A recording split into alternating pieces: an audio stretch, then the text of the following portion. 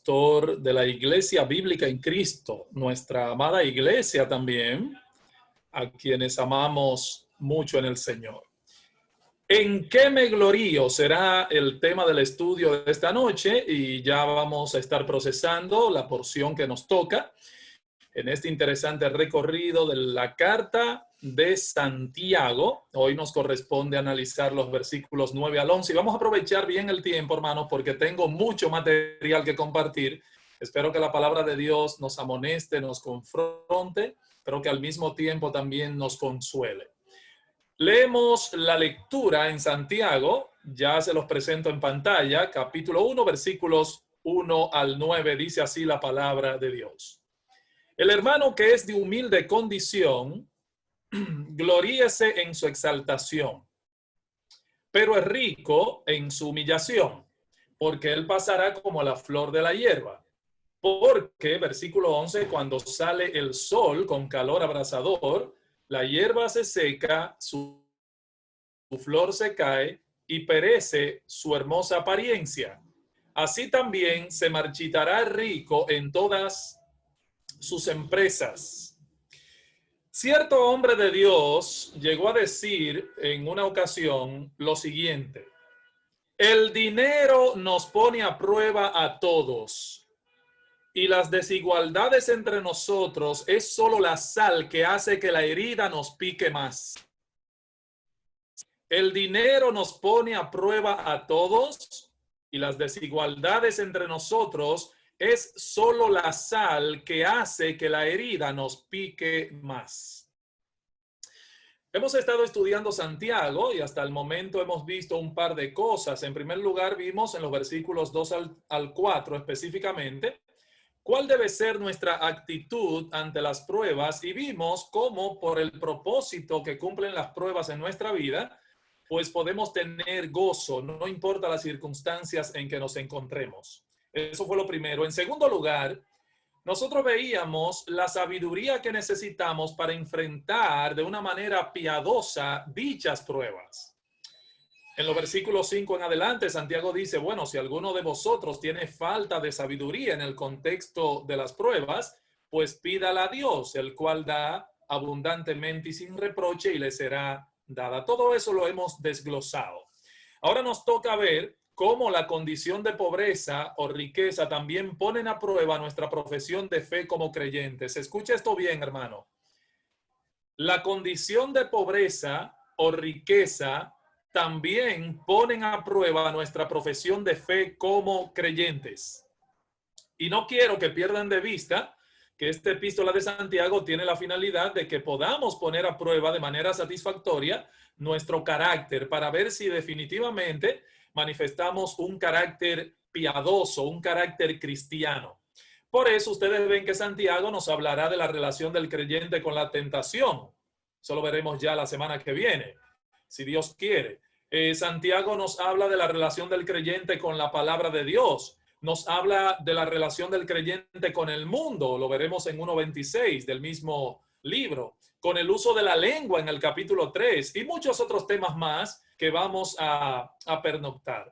Todo esto, hermanos, para que nosotros podamos tener un juicio acerca de cómo estamos andando a la luz de nuestra profesión de fe. Recuerden que Santiago se mete en nuestra vida y, bueno, nos confronta con todos estos temas.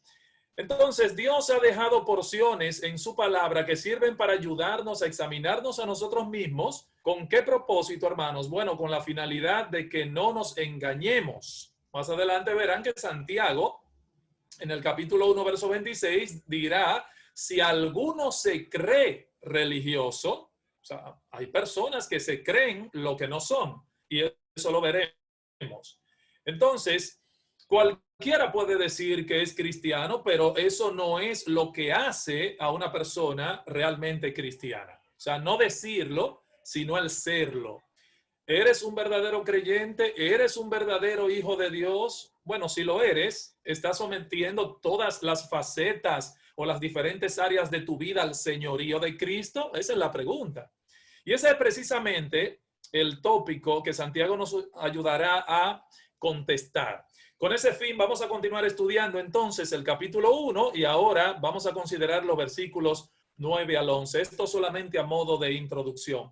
Permítanme primero un par de señalamientos que aparecen en el texto. Déjenme presentarles aquí en pantalla para poderles ilustrar. Un par de señalamientos que aparecen aquí en el texto. Fíjense, lo primero es que el texto habla de dos grupos de personas, pobres y ricos. El pobre en el texto es identificado como el de humilde condición. Dice, el hermano que es de humilde condición. O sea, no está hablando de humildad espiritual, aclaro, o humildad de carácter, no. De eso habla la Biblia en otros pasajes, sino que más bien aquí en este texto específicamente se está refiriendo a la pobreza material, como bien se da a entender con el contraste del que es rico, porque dice, el hermano que es de humilde condición, gloríese en su exaltación, pero el rico en su humillación. En el caso del pobre es tratado allí en el versículo 9, pero el del rico es tratado, lo veremos hoy mismo en los versículos 10 al 11. Paso a explicar lo siguiente. Observen aquí en esta diapositiva que les presento, que es el segundo aspecto que quiero señalar, y es que hay un mandato principal que está dirigido a ambos grupos, tanto a los ricos creyentes como a los pobres. Y dice aquí que definitivamente ambos deben gloriarse. O sea, gloríese es el verbo principal en este pasaje. De hecho, aparece de primero en la oración para dar como un énfasis. Gloríese. Ambos deben gloriarse, tanto el pobre como el rico, aunque se especifica que cada uno tiene que hacerlo en base a algo distinto, como veremos, pero ambos tienen algo en que gloriarse. La pregunta que vamos a hacer ahora es la siguiente. ¿Qué nos está mandando el Señor en este pasaje? Hermano, eso es lo que tenemos que tratar de descubrir en el estudio de esta noche. ¿Qué es lo que el Señor realmente nos está mandando aquí en esta porción de su palabra? O sea, ¿qué quiere Dios que tú y yo hagamos con su palabra en este texto? Bueno, yo creo que si hay algo que tú y yo debemos hacer a la luz de este pasaje es gloriarnos. Y mi propósito es explicar en qué. ¿En qué? Bueno, mi primera pregunta y mi primer encabezado es este que les presento a continuación en la diapositiva. ¿Qué es este gloriarse? ¿De qué se trata este gloriarse? Cuando Santiago dice aquí gloríese, ¿a qué se está refiriendo? Bueno, como ya dije anteriormente, el verbo principal es gloríese, pero ¿estamos claros de lo que eso significa realmente? Porque quizás muchos de ustedes han leído montones de veces ese texto, pero ¿está usted claro de lo que esto significa realmente? Tú puedes salir de este Zoom listo ya a obedecer esta porción de la palabra de Dios porque entiendes lo que se te pide aquí. Bueno, eso lo veremos. Creo que debemos tomar un momento para considerar esta palabra más de cerca. Así que les voy a observar, y ya lo ven en la diapositiva, que gloriarse se trata de ese regocijo, de ese sentido de satisfacción por algo que se tiene o se espera tener. Ese es el significado básico de esta palabra, gloriarse. Señala, repito, ese regocijo, ese sentido de satisfacción por algo que se tiene o que se espera tener. O sea, es algo que se expresa o más bien que expresa un fuerte regocijo como júbilo. Es alegrarte mucho en algo, esa es la idea. Debo decir de paso, hermanos, que esa actitud de la que Santiago habla es lo opuesto a la autoconmiseración, o sea, la pena que sentimos de nosotros mismos. Es todo lo contrario, ¿eh? No es autoconmiseración, es todo lo contrario. O sea, en lugar de cogernos pena, sentimos que tenemos algo en lo cual gloriarnos. Ese es el punto.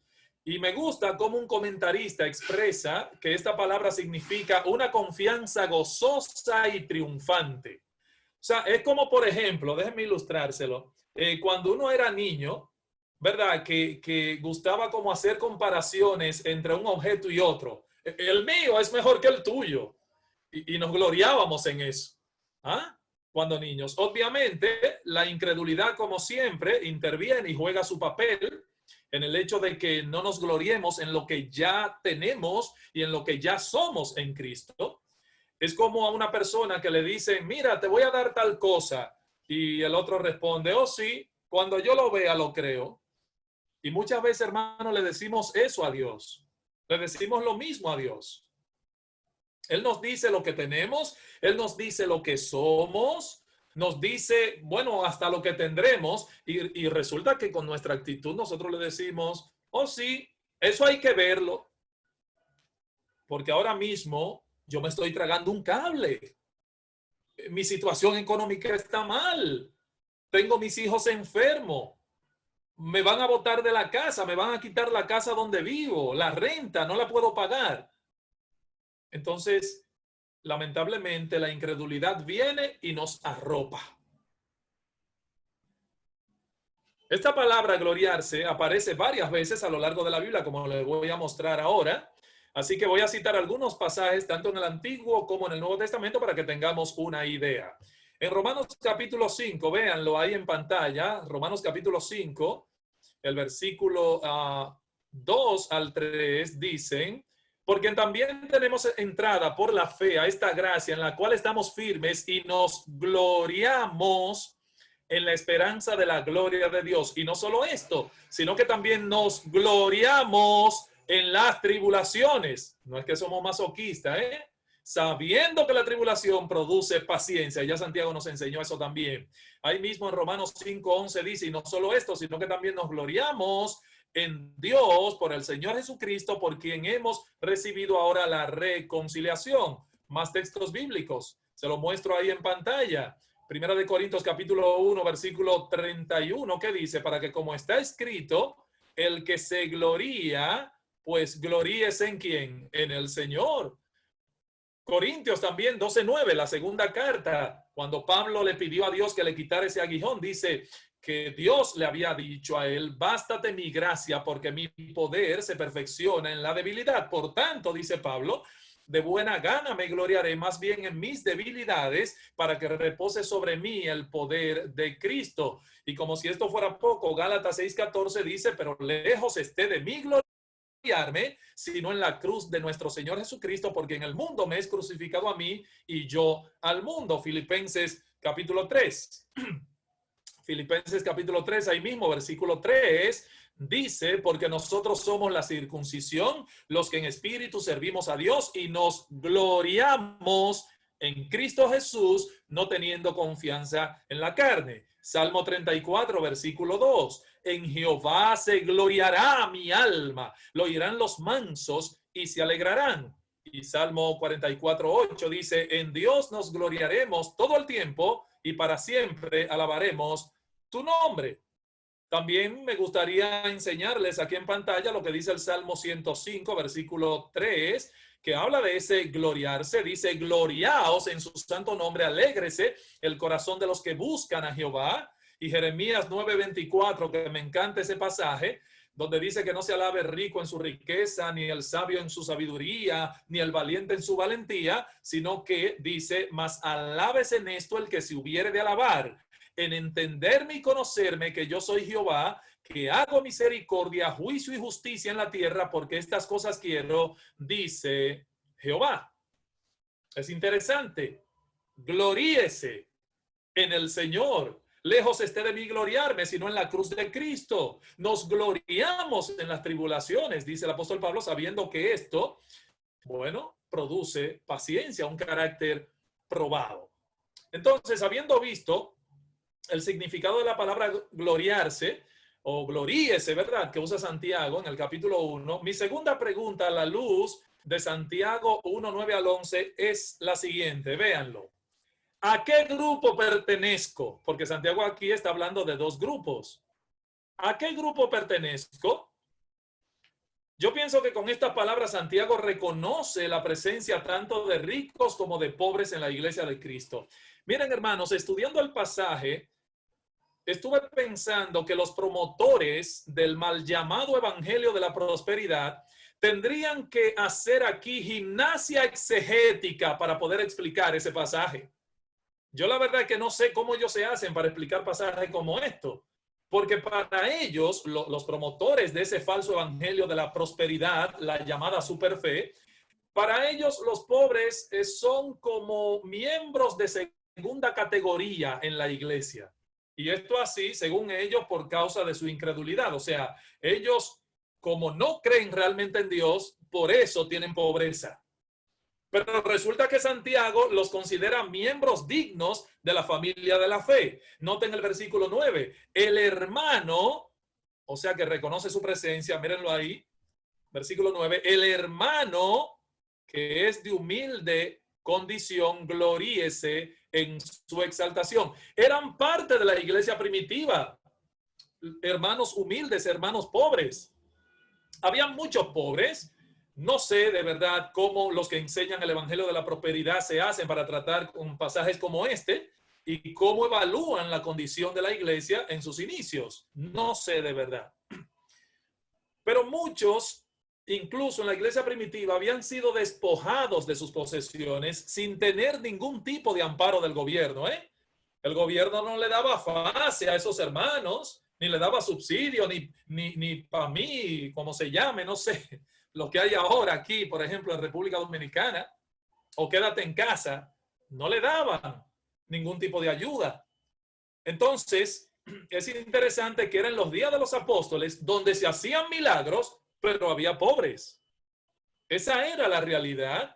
Voy a pasar aquí en mi pantalla a estos versículos para demostrarlo rápidamente. Hechos 2:45 dice, y vendían sus propiedades y sus bienes y los repartían a todos según la necesidad de cada uno. Había necesidad en la iglesia primitiva.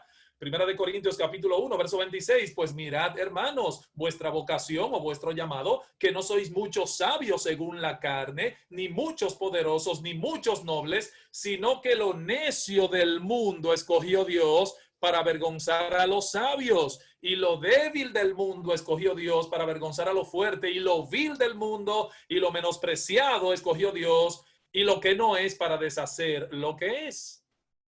¿Qué más? Bueno, en 2 de Corintios capítulo 8, vean ahí mismo en pantalla lo que le presento. Asimismo, hermanos, os hacemos saber la gracia de Dios que se ha dado a las iglesias de Macedonia, que en grande prueba de tribulación, la abundancia de su gozo y su profunda pobreza abundaron en riquezas de su generosidad.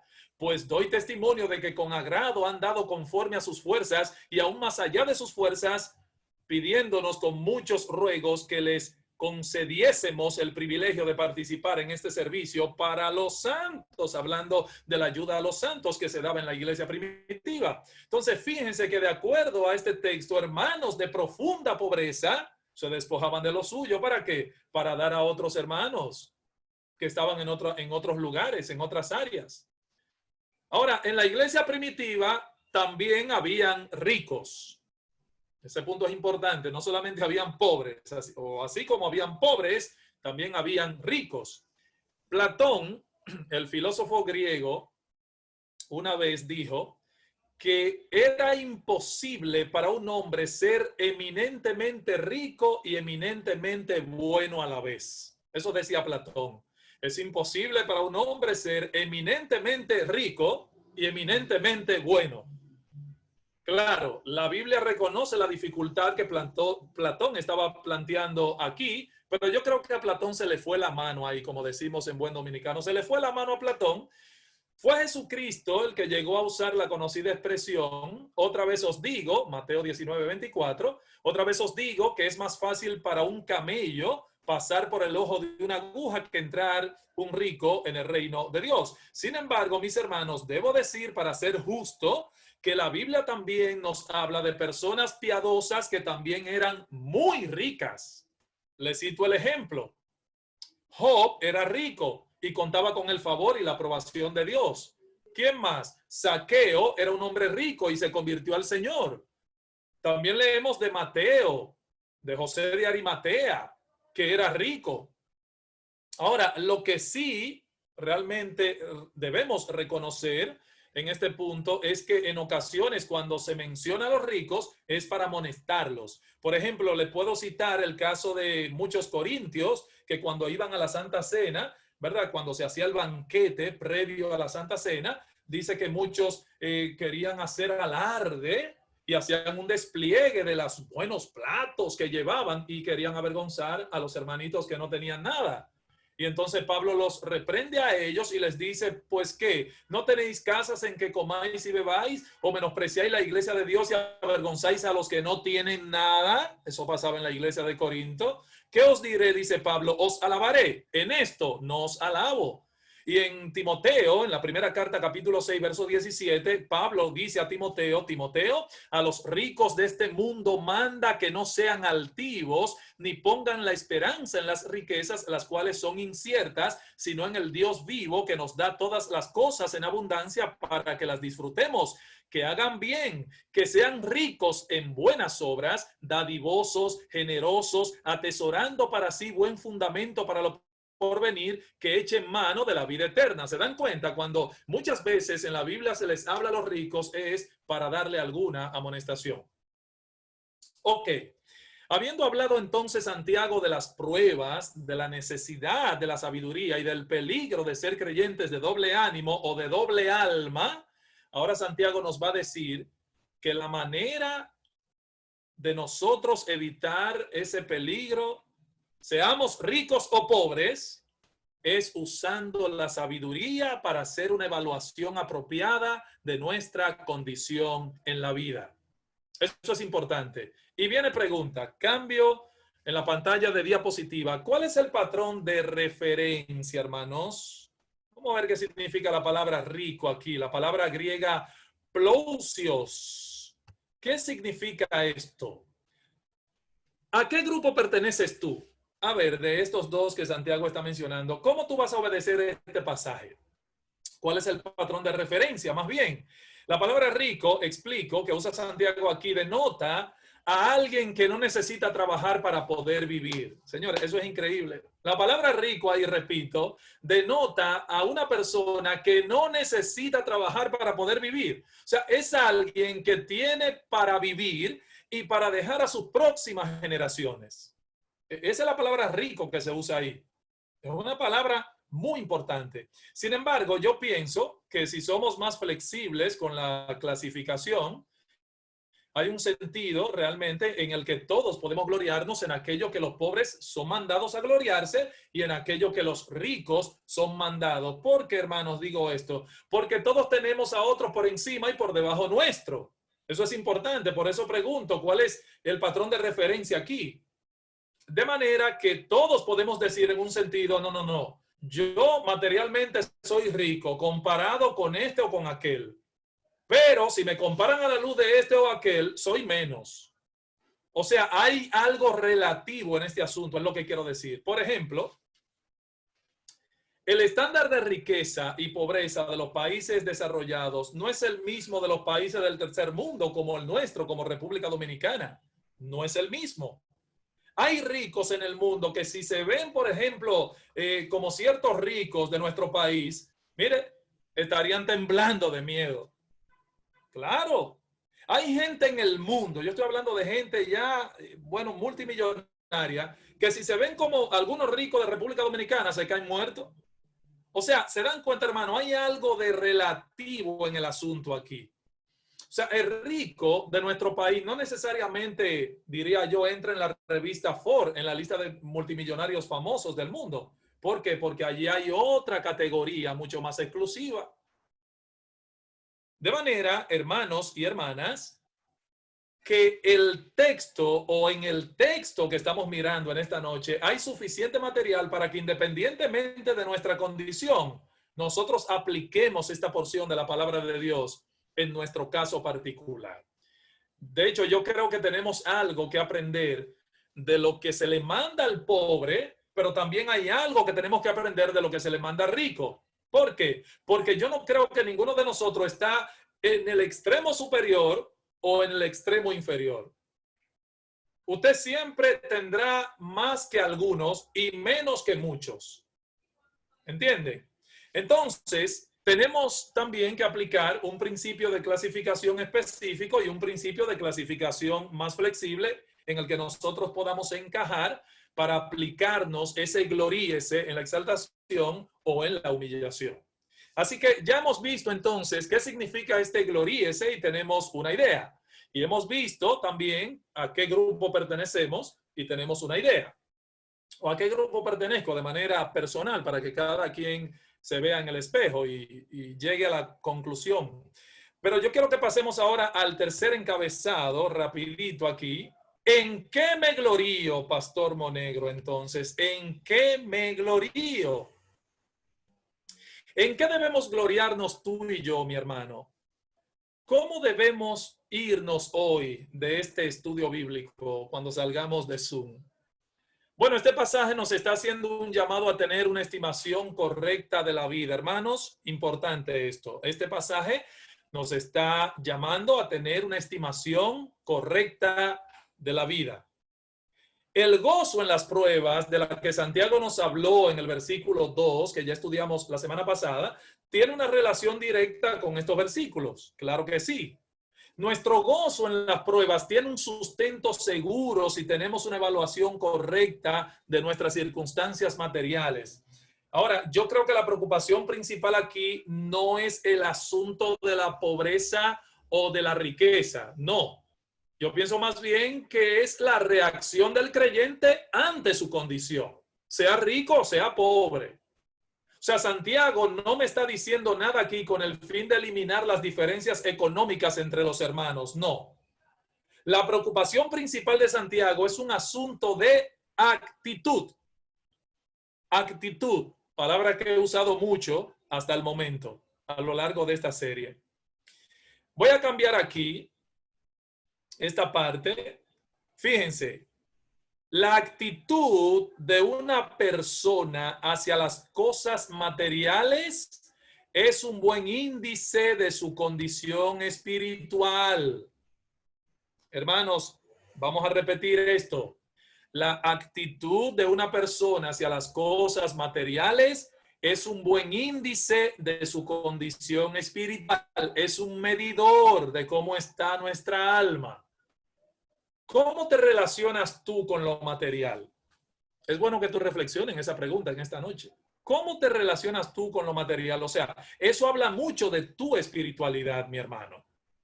El punto aquí es la actitud que cada uno muestra en la condición en que se encuentre. Alguien dijo una vez que el pesimista no es una representación buena o correcta o positiva del cristianismo. No. El pesimista no es un representante del cristianismo. Porque si solo tenemos ojos para lo negativo, mis hermanos, o para lo que nos falta, nosotros no vamos a representar bien el evangelio de las inescrutables riquezas de Jesucristo. ¿Por qué? Bueno, porque ciertamente la Biblia nos describe más que multimillonarios en Cristo Jesús. Pero resulta que la actitud de pordioseros que muchas veces manifestamos no representa bien el cristianismo que nosotros profesamos. Ese es nuestro problema. Por eso el primer caso que enfoca Santiago es este. Véanlo aquí, cambio de pantalla. ¿Cuál es el primer caso que presenta Santiago aquí?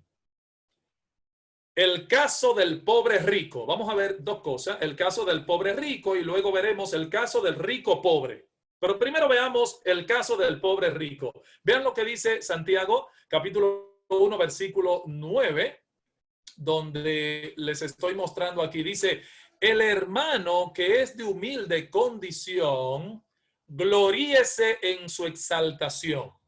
Aclaro, esta gloria es una salvaguarda en contra del desaliento en medio de las pruebas.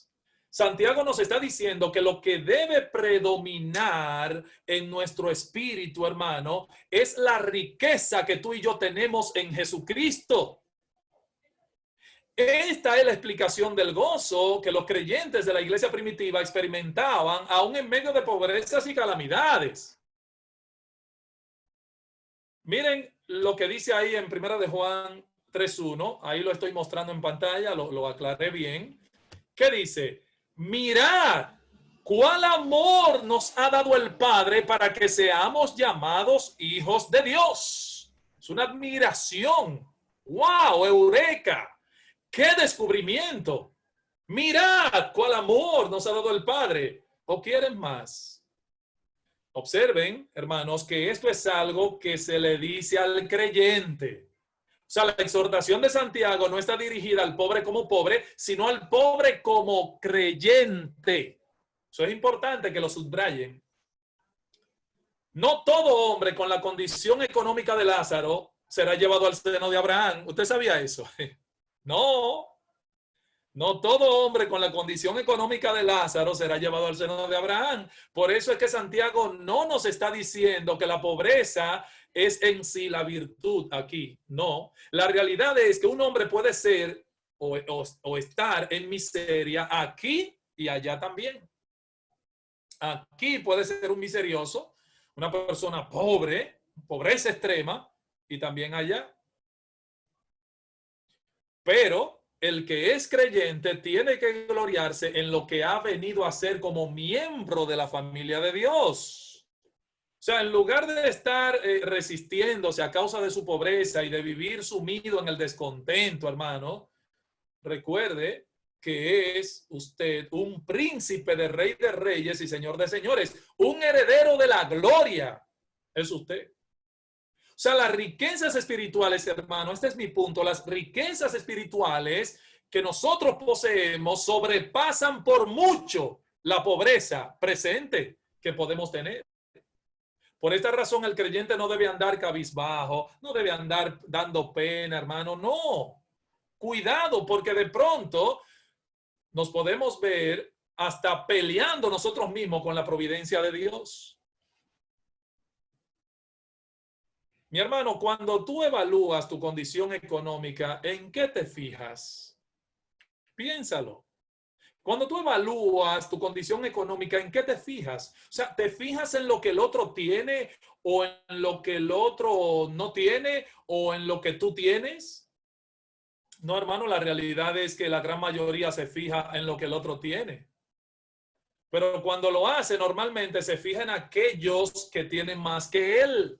Por eso a veces nace el descontento y la envidia. Sabiéndolo de ese modo, ocurren dos cosas. Por un lado, nos olvidamos de los que están por debajo de nosotros y por el otro lado, mantenemos un continuo sentimiento de insatisfacción y descontento. Eso es un pecado. Entonces, cultivamos el descontento. El texto nos hace un llamado a evaluar más objetivamente nuestra situación. Voy a cambiar aquí la diapositiva. Vean lo que dice 1 Timoteo 6, 6 al 10. Pero gran ganancia es la piedad acompañada de contentamiento, porque nada hemos traído a este mundo y sin duda nada podremos sacar. Así que, dice Pablo, teniendo sustento y abrigo, estemos contentos. ¿Estás tú contento? No importa cuál sea tu condición o tu situación. Teniendo sustento y abrigo, hermanos, estemos contentos con esto, porque los que quieren enriquecerse caen en tentación y en lazo, y en muchas codicias necias y dañosas que hunden a los hombres en destrucción y perdición, porque raíz de todos los males es el amor al dinero, el cual codiciando algunos se extraviaron de la fe y fueron traspasados de muchos dolores.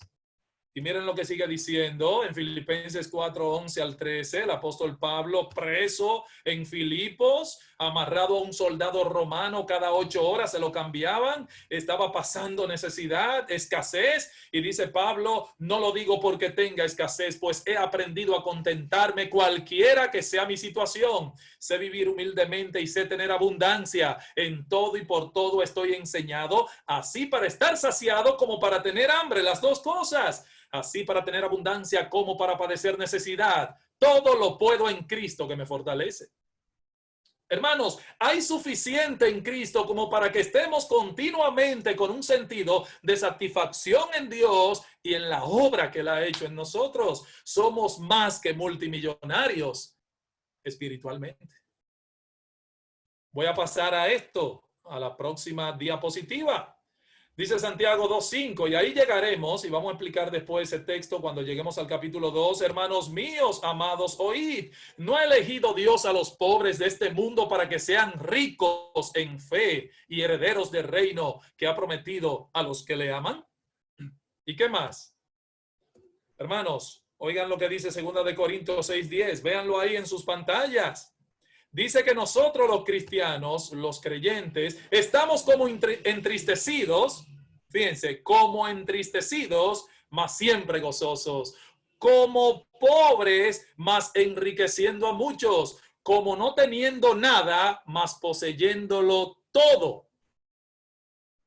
¡Wow! Sigan mirando, sigo pasando la pantalla. Hebreos 11:24, el ejemplo de Moisés. Por la fe Moisés. ¿Qué pasó con Moisés?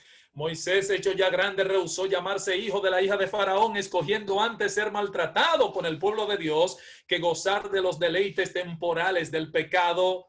Noten, teniendo por mayores riquezas el vituperio de Cristo que los tesoros de los egipcios, porque tenía puesta la mirada en el galardón. Y Apocalipsis, hablándole allí a la iglesia, palabras dirigidas a la iglesia de Esmirna, véanlo en pantalla, dice, yo conozco tus obras y tu tribulación y tu pobreza, pero tú eres rico. Wow, hermano, se puede ser rico aún en medio de la pobreza y se puede ser pobre aún en medio de la riqueza. Esta iglesia Esmirna era una iglesia pobre pero rica. Hermano, oiga esto bien. El que es de Cristo es rico para con Dios. El que es de Cristo es rico para con Dios. Sigo pasando y mostrándole algunas cosas más. Dice en Lucas 12:21, recuerden en el contexto de aquel hombre insensato, el rico que almacenó muchos granos, muchas cosas y no encontraba dónde guardarlos. Diré a mi alma, muchos bienes tienes guardado, etcétera. Y el Señor le dice, miren, así es el que hace para sí tesoro y no es rico para con Dios, porque esa misma noche lo menos que él tenía presente era que el Señor iba a buscar su alma. Así es el que hace para sí tesoro y no es rico para con Dios. Segunda de Corintios capítulo 8, versículo 9, porque ya conocéis la gracia de nuestro Señor Jesucristo, dice el apóstol Pablo, que Cristo, por amor a vosotros, se hizo pobre siendo rico para que nosotros con su pobreza fueseis ¿qué? Enriquecidos. Hermanos, el pobre es llamado a gloriarse en Santiago, no porque dejará la pobreza algún día, ese no es el punto, no. Es porque ya es rico espiritualmente hablando. Dios es su pastor y nada le faltará. Hermanos, somos al mismo tiempo la escoria del mundo y las joyas preciosas del Señor. Vamos a ver ahora mucho más brevemente el caso de rico pobre. Ya vimos el caso del pobre rico, pero ahora vamos a ver el caso de rico pobre. Y ese sí es dramático. Versículo 10 dice, pero el que es rico, gloríese en su humillación, porque él pasará como la flor de la hierba. Miren, hermanos, escuchen bien esto. Así como la exaltación del pobre es espiritual, la humillación del rico también lo es. Algunos han visto en estos términos como una aplicación literal y dicen que el pobre sale de su pobreza y el rico llega a hacerlo, o sea, a ser pobre, qué sé yo, pero yo creo más bien que el pobre está siendo llamado a gloriarse en su condición espiritual en Cristo. Y el rico también está siendo llamado a gloriarse en su humillación espiritual. O sea, reconocer que él no es nadie y que las riquezas no le hacen ser superior a los demás, tiene muchísimo más valor que todo lo que él pueda poseer. Ha experimentado, este rico creyente, ha experimentado la desilusión de que lo material no satisface y por lo tanto ha dejado de ser su gloria. Ahora tiene algo superior en lo cual gloriarse ese rico cristiano. Voy a citar aquí las palabras de Bounds, un autor que dice la humillación de rico, entonces es una humillación del alma, una disposición del corazón. Es la actitud de un hombre cuyo orgullo en los bienes materiales ha sido destrozado. Ahora él sabe que toda gloria mundanal es perecedera y que la verdadera riqueza consiste en las cosas que son eternas. En esa nueva forma de ver las cosas es que se gloría. Termina la cita. O sea, hermano, estamos diciendo que esas actitudes son el resultado de la sabiduría que Dios les ha dado para evaluar la vida. El pobre deja de concentrarse en su pobreza y el rico deja de concentrarse en sus riquezas. Por la fe, los dos, ambos, son iguales en Cristo. La cruz nos nivela a todos nosotros, hermano. Ahí no hay de que en el cielo nadie será reconocido como rico o pobre o negro o blanco, no. Y a los ojos de Dios tampoco. Dios no ve las cosas como el hombre las ve. El verdadero deleite del rico cristiano debe estar en los privilegios espirituales que el Señor les ha dado. Amén. Las riquezas no pueden producir gozo espiritual, sino carnal, un deleite temporal, pasajero. Solo el Espíritu de Dios puede producirlo y lo hace en base a las bendiciones espirituales que nosotros recibimos. Entonces, hermano, el rico debe evitar deleitarse en las riquezas, sino debe gloriarse en los privilegios que Dios le ha dado. ¿Por qué? Bueno, porque, ¿qué dice el texto? Que él pasará. No solo las riquezas. Dice Santiago, y véanlo aquí en la próxima diapositiva que les voy a presentar, porque cuando sale el sol con calor abrasador, ¿qué pasa? Bueno, la hierba se seca, la flor se cae y perece su hermosa apariencia, así también se marchitará rico en todas sus empresas, literalmente en sus andanzas, o sea, en sus propósitos de hacer más riqueza. Esa es la idea, no es que tiene una empresa como Pepín Corripio. Cuando usa la palabra empresa aquí la Biblia se refiere a andanzas, ¿ok? Todo lo que él puede obtener. ¿Por qué rico debe tener esa actitud? ¿Por qué, mis hermanos? Por la brevedad e incertidumbre de la vida, hermano. La brevedad y la incertidumbre de la vida. Dice el texto que él pasará como la flor de la hierba. No solamente sus riquezas pasarán, él pasará. ¿Cuál es la realidad, hermano? Que eso es así con relación al pobre también. Pero el rico, por su condición, es más propenso a olvidarlo esto. Porque el pobre dice, bueno, yo no tengo nada que perder, pero el rico no. Al rico no lo deja dormir la abundancia, como dice Eclesiastés. Entonces, la base de su seguridad no debe ser en ningún momento la cantidad de lo que él posee. La vida del hombre, dice Jesús en Lucas capítulo 12, no consiste en la abundancia de los bienes que posee. Yo quiero enseñarle solamente este salmo, Salmo 49, versículos 6 y 11. Dice, los que confían en sus bienes y de la muchedumbre de su riqueza se jactan. Versículo 11, su íntimo pensamiento es que sus casas serán eternas. Sus casas serán eternas. Y sus habitaciones para generación y generación dan sus nombres a sus tierras. Verso 14, como a rebaños que son conducidos al Seol, la muerte los pastoreará. Hermano, eso habla de la transitoriedad de las cosas de este mundo. Entonces, es interesante aquí, la posesión de riqueza brindan un falso sentido de seguridad. Ese es el punto. Entonces, Santiago usa esa ilustración de la naturaleza para mostrar que tal confianza en las riquezas no es sabio. Eso no es sabio. Esa ilustración que Santiago brinda era muy conocida, ya que la Biblia la utiliza. Véanlo aquí en Isaías capítulo 40. Ese texto ustedes quizás lo conocen. Voz que decía, da voces, y yo respondí, ¿qué tengo que decir a voces? Que toda carne es hierba y toda su gloria como flor del campo. La hierba se seca, la flor se marchita, porque el viento de Jehová sopló en ella. Ciertamente como hierba es el pueblo. Sécase la hierba, marchítase la flor, mas la palabra del Dios nuestro es así que permanece para siempre. Salmo 90, fíjense lo que dice el Salmo 90, los arrebatas como con torrente de aguas, son como un sueño, como la hierba que crece en la mañana, eso es el hombre, en la mañana florece y crece, a la tarde es cortada y se seca. ¿Y qué dice el Salmo 103, 15 al 16? El hombre como la hierba son sus días. Florece como la flor del campo, que pasó el viento por ella y pereció, y su lugar no la conocerá más. Hermano, es lo mismo que ocurre con muchas flores al final del invierno y el inicio de la primavera en los países fríos. Son flores muy de corta duración, esas flores. Sumamente hermosas, pero no duran. Noten los 4 verbos que usa Santiago. Sale, se seca, se cae, perece. Transmite la idea aquí de una rápida sucesión de eventos. Entonces, es bueno que ustedes observen finalmente que el texto habla de su bella apariencia. No es más que imagen, hermanos, es una imagen, una pantalla. Ese rostro que presentan, pero la realidad que ocultan es otra mera apariencia. Dejan de existir de repente. ¿Cuál es el mensaje? El mensaje de esa ilustración no es la norma de que los ricos de este siglo creen y experimentan. No, ellos no piensan en eso, no suelen pensar en esto. Creen que pueden comprarlo todo con su dinero. El rico, hermano, el rico cristiano específicamente, es un rico pobre. Entiende el mensaje de esta figura, lo cual fomenta en este caso la humildad de su corazón, y todo cristiano debe dar incomparablemente más valor a sus valores espirituales que a las cosas materiales. Yo creo que ilustraciones como esta nos ayudan. Voy concluyendo. Es posible que la transitoriedad de las riquezas no esté en nuestras mentes como debería estar.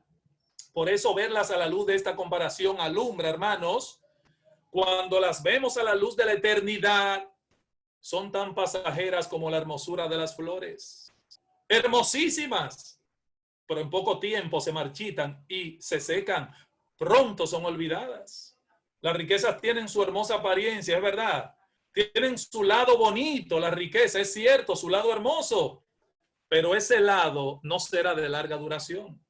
El texto me dice que es el rico quien deja de ser, no solamente sus riquezas. Estas son también pasajeras. ¿Qué dice la Biblia en Proverbios? Véanlo en pantalla y Proverbios 23:5. Has de poner tus ojos en las riquezas, siendo ningunas, porque se harán alas como alas de águila y volarán al cielo. Proverbios 27:4, porque las riquezas no duran para siempre. Salmo 62, el versículo 10 que dice, no confíen, el que confía en sus riquezas caerá, mas los justos reverdecerán como ramas. Proverbios 11:28, Jeremías 9:23, así dijo Jehová, no se alabe el sabio en su sabiduría, ni en su valentía se alabe el valiente, ni el rico se alabe en sus riquezas. No se alaben eso. Las riquezas son peligrosas. Raíz de todos los males es el amor al dinero. No es pecado ser rico, pero sí es pecaminoso y necio querer serlo. Los que quieren enriquecerse caen en tentación y lazo. Entonces, hermano, el rico cristiano sabe que la vida del hombre no consiste en la abundancia de los bienes que posee, pero puede ser tentado a regocijarse en las posesiones materiales y no en Dios. ¿Qué dice la Biblia en Mateo, capítulo 6, versículo 19? No os hagáis tesoros en la tierra, donde el orín corrompe. Mírenlo ahí, Mateo 6:19. No se hagan tesoro aquí, hermano. Aquí los ladrones minan, hurtan, la polilla destruye, corroe. 1 Corintios 7:29. Qué texto más dramático. Dice, pero esto digo, hermanos, que el tiempo es corto. Resta pues que los que tienen esposa sean como si no la tuviesen, y los que lloran como si no llorasen, y los que se alegran como si no se alegrasen, y los que compran como si no poseyesen, y los que disfrutan de este mundo que se hagan como si no lo disfrutasen, porque la apariencia de este mundo se pasa. Es una apariencia. Tanto la riqueza como la pobreza son una prueba, es verdad. Pero ¿cómo estás pasando tú la prueba, mi hermano? Esa es mi pregunta final para ti. ¿Cómo estás pasando tú la prueba? La pobreza puede amargar el espíritu. La riqueza puede inflarlo. Son dos problemas. Una lo infla, otro lo amarga. ¿Cuántos hay que oran como Agur? ¿Cómo oró Agur, el sabio desconocido? No me des pobreza ni riquezas. Manténme del pan necesario. ¿Por qué, Agur? Bueno, no sea que me sacie y te niegue y diga quién es Jehová, o que siendo pobre hurte o robe y blasfeme el nombre de mi Dios. Señor, manténme del pan necesario. Las verdaderas riquezas, mis hermanos, están en la eternidad. Y yo te pregunto, ¿en qué realmente te enorgulleces tú? ¿En qué vas a decidir gloriarte a la luz del pasaje de Santiago en esta noche? ¿En qué vas a basar tu gloria? Hermanos, yo creo que en estos 3 versículos hay suficiente comida para el pensamiento, para reflexión, para nuestra consideración y evaluación en nuestras costumbres cristianas? ¿En qué me gloriaré? El que se gloría, gloríese en el Señor, y el pobre, que se gloríe en su pobreza, y el rico en su humillación. Que el Señor nos bendiga y nos ayude a tener una visión clara de la eternidad y de las cosas pasajeras. Adelante, amado consiervo Francisco Pascual.